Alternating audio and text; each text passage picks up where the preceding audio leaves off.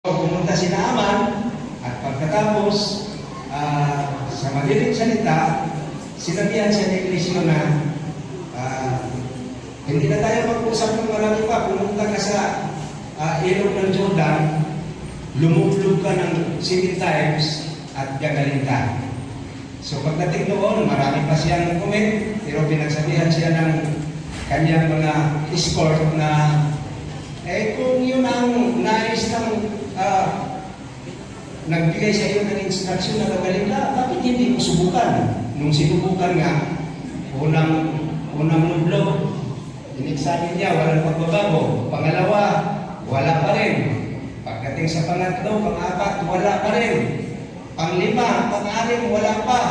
So, suspense. Pagdating sa pang-pito, parang ayaw pa niyang lumubog. Paglubog niya, kaya ng kunti, umahon, biglang gumaling ang kanyang kitong. Ganyan po ang sikreto ng kapangyarihan ng Diyos. Kapag tinanggap mo ang kanyang salita, automatic, walang imposible, gagaling ka talaga. At ito po aking ipininto sa Diyos, may relasyon po ito sa ating pag-aaralan ngayon. Si Kristo Jesus ay nagbibigay siya ng yan po ang ating pamagat.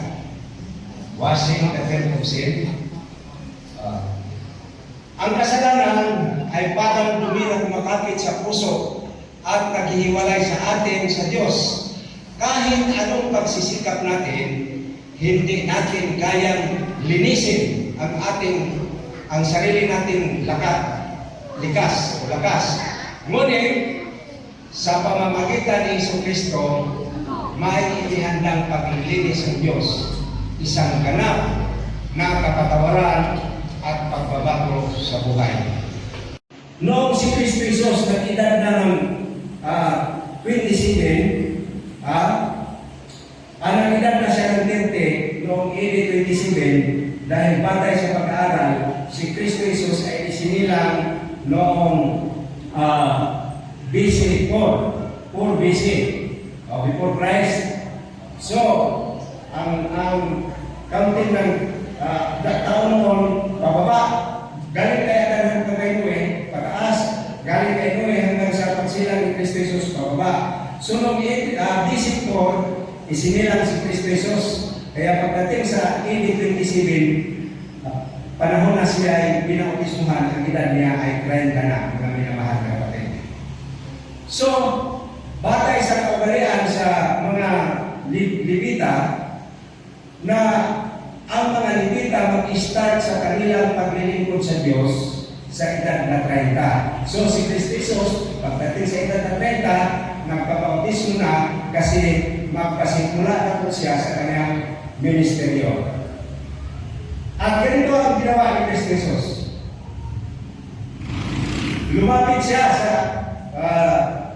Lumapit siya kay Juan Bautista nang magkakayoy na panahon si Jesus mula sa Galilea at lumapit kay Juan sa ilog Jordan upang siya ay bautismuhan niya.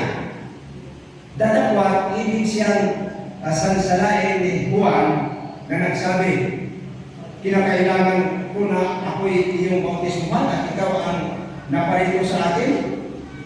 Pero sabi ni Kristo Jesus, sabi niya, payagan mo ngayon sapagkat ganyan ang nararapat sa akin ang pagganap ng buong katuwiran ng magkagayoy, pinayagan niya siya.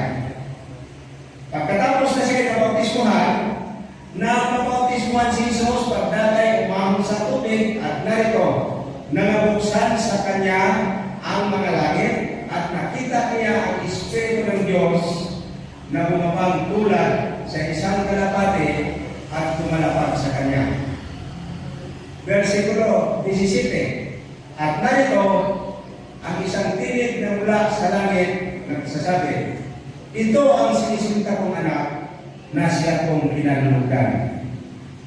Kapag sinabing halimbawa, ito po ang nangyayari na naganap sa kay Kristo Jesus kung siya ay pinautismuhan, ay magaganap rin sa lahat ng mga manampalataya kay Kristo Jesus na dadaan sa posisyon ganito sa pagbabautismo.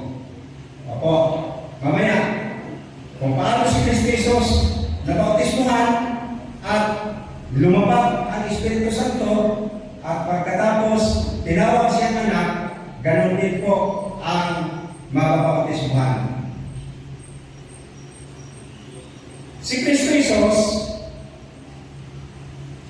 after ng 40 days sa kanyang pagbangon sa simenteryo, aakyat siya sa langit. Pero bago siya umakyat sa langit, nagbigay siya ng tagubilin sa kanyang mga apostoles. Ang sabi niya, dahil dito magsiyawan na kayo at gawin ninyong alagad ang lahat ng mga bansa na sila'y inyong bautismuhan sa pangalan ng Ama, ng Anak, at ng Espiritu Santo. Ito po ang pinakahuling instruction ni Kristo Jesus bago siya umakyat sa langit. So ang lahat na makarinig ng pabalita ng Diyos, pag siya'y sumampalataya, kailangan dadaan talaga siya sa proseso ng bautismo. Sabi sa Juan, Kapitulo 3, versikulo 1 hanggang sa 5 ito Ang bautismo, ito ay nangangahulugan ng bagong pagsilang o muling kapanganakan. Ito ay nangyari noong ang isang Parisyo ay lumapit kay Kristo Jesus palihim, hating gabi. Bakit hating gabi siya pumunta kay Kristo Jesus? Dahil nahihiya siya na maalaman ng iba dahil siya ay nasa, ang palagay nila ay sila ay mga Parisyo nasa mataas na antas ng kalagayan sa lipunan. So si Kristo Jesus ay nahirap, kaya ayaw niya na siya ay makita ng mga tao para hindi siya mapahiya. Ang pangalan nito ay si Nicodemo. Sabi dito, may isang lalaki na sa mga Parisyo na nanggalan ng Nicodemo, isang pinuno ng mga Hudyo. Ito rin ay kapatid sa kanya ng gabi. At sa kanya ay nagsabi, Rabi, nalalaman namin na ikaw ay isang guro na nagbuhat sa Diyos, sapagkat walang makagagawa ng mga tanda na iyong ginagawa maliban na kung sumakanya ang Diyos. Alam mo, para ba ang kanyang pinano si Kristo Jesus, yung tinatawag ng termino sa atin ngayon na parang binubula ba? Pero, direktang pagkasagot ni Kristo Jesus, iniba ni Kristo kagad ang topic, hindi siya sinundan ang sabi ni Kristo Jesus. Katotohanan sinasabi ko sa iyo, maliban na ang tao ay ipanganak ng muli, ay hindi siya makakita ng kahayag ng Diyos. So malayo sa topic na tinalakay ni Nicodemo, iba, in-insert ni Kristo Jesus yung pagsilang ng muli. Sinabi sa kanya ni Nicodemo, paano mangyayari, paano na ipanganak ang tao kung siya ay matanda na? Makakapasok pa siya bilang ikalawa sa tiyan ng kanyang ina at ipanganak? Sa sagot naman si Kristo Jesus, sabi ni Nicodemo, ano ito simple yata? Sa laki ko nga ito, makakapasok pa ba ako sa sinapupunan ng aking ina? Tapos ipanganak niya ako ulit. Ang sagot naman ni Kristo Jesus sa ito, katotohanan sinasabi ko sa iyo, maliban na ang tao ay panganak ng tubig at ng Espiritu, ay hindi siya makakapasok sa kaharian ng Diyos.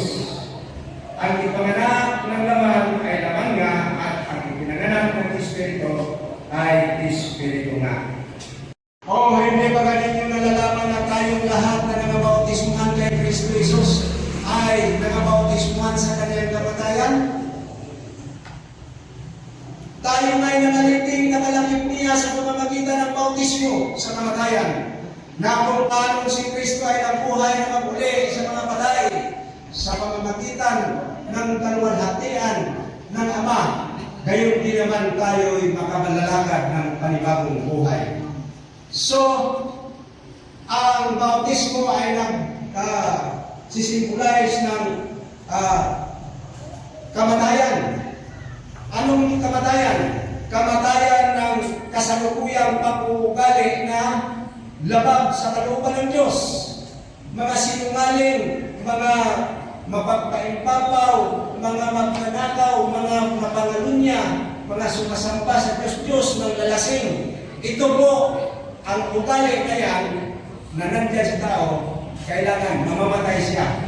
Mamamatay siya sa dati niyang karakter. Sa pangalawa, unang Pedro, Kapitulo 3, versikulo 20 at 21, isinalaysay dito ang karanasan nila Noe. Sabi dito, ng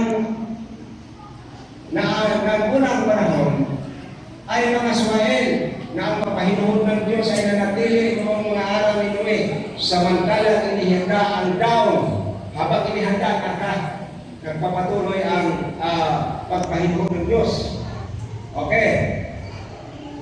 Nasa loob nito ay kataunti sa makatuwid, 8 kaluluwa ang nangaligtas sa pamamagitan ng tubig.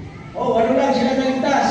Si Noe, ang kanyang asawa, 3 anak niyang lalaki at ang kanyang manugang na 3. 8 lang silang naligtas. At 21, sabi dito, na ayon sa tunay na kahawig, ngayon nagligtas sa makatuwid bagay ang bautismo. Kaya mga kapatid, kung kayo, hindi kayo, halimbawa, nakikinig kayo ngayon, buhat noong linggo, hanggang ngayon, nakikinig kayo, sa mga katotohanan na yun na ating pinag-aralan, kahit na kayo naniniwala doon, pagdating ngayon ay hindi kayo tatanggap ng bautismo, ay hindi rin kayo mapasama sa kaligtasan. Bakit? Na ayon sa tunay na kahawig ngayon ng ligtas ay sa makatuwid ang bautismo. Yun ang kahalagahan bakit sinabi ni Kristo Jesus na kaya nga magsihayo kayo, gawin ninyong alagad ang lahat ng mga bansa. Bautismuhan ninyo sila sa ngalan ng Ama, ng Anak at ng Espiritu Santo. Naituro ninyo sa kanila ang lahat ng mga inuutos ko sa inyo. At ako isa sa inyong palagi hanggang sa katapusan ng mga kapanahunan. Pag hindi natin sinunod yan mga kapatid, inaasahan natin na hindi o wala tayong bahagi sa kaligtasan. Si Kristo mismo ang nagsasabi, at diyan mo paliwaliwanag, ayon sa tunay na kahawig, ngayon nagligtas sa makatuwid ay ang bautismo. Si Kristo Jesus nga na walang kasalanan ay nagpabautismo para iwanan tayo ng halimbawa para sundan naman natin ang kanyang ginagawa. Sa Colosas Kapitulo 2, versikulo 12 at 13, sabi dito, na nangalibing nakalakip niya sa bautismo. Inulit na naman nagsisimbolize ang bautismo ng paglilibing na nangalibing nakalakip niya sa bautismo, na kayo na may buling binuhay nakalakip niya sa pamamagitan ng pananampalataya sa paggawa ng Diyos, nang muling bumangon sa Kanya sa mga patay. At nang kayo'y mga patay dahil sa inyong mga kasalanan at sa pagtutuloy ng inyong laman, ay Kanyang binuhay kayo nakalakip niya, na ipinatawad sa atin ang lahat na ating mga kasalanan. Kailan patatawarin?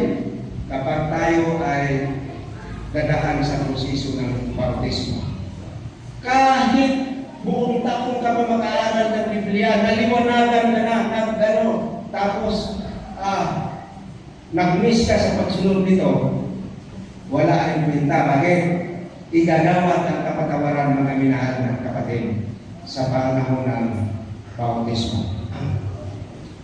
Sa Gawa Kapitulo 2, versikulo 37, habang sinasalaysay ni Apostol Pedro kung sino si Kristo na kanilang ipinako sa cross, talagang nasaktan ang kanilang damdamin. Bakit?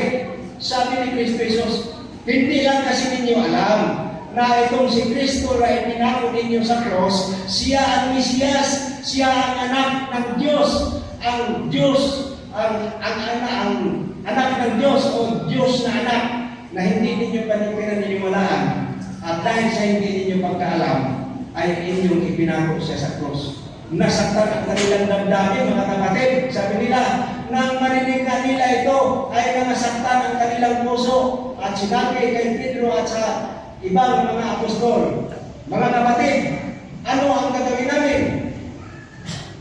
Tandaan ninyo, ano ang gagawin namin? Ano ang sagot ni Pedro?